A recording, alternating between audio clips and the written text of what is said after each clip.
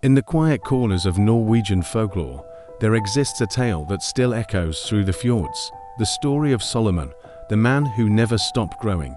Born in a small village outside Oslo in the late 1800s, Solomon was already turning heads as a child, towering over his peers at an alarming rate.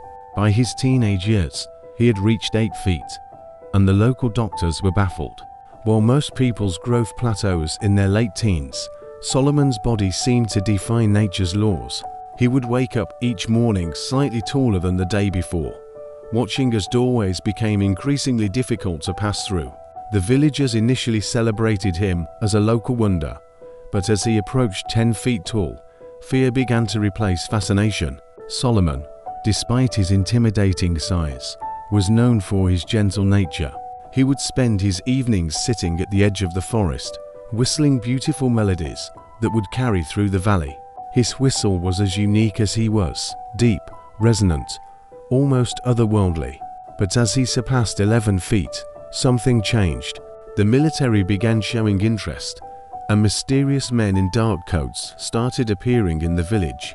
They would ask questions, take measurements from doorways where Solomon had to duck, and scribble in their notebooks. Then, one stormy night in 1912, Solomon vanished. The only trace left behind solitude was his warm leather journal. Some locals claimed they saw military vehicles heading north that night. Others swore they spotted a massive figure disappearing into the mountain mists. But the most intriguing stories come from the residents of Oslo, who speak of something peculiar that happens on particularly windy days. When the wind blows strong from the north, they say you can hear it, a haunting, deep whistle echoing from the distant mountains. The sound is unlike any natural phenomenon, carrying the same melodic pattern that Solomon once shared with his village. To this day, hikers in Norway's remote mountains occasionally report finding massive footprints or unusually bent treetops.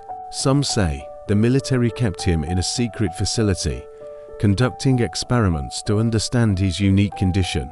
But those who knew Solomon, who remembered his gentle soul and his love for freedom, believe he found peace somewhere in those rugged peaks. And on those special days, when the wind carries that distinctive whistle across Oslo's streets, the old-timers smile knowingly.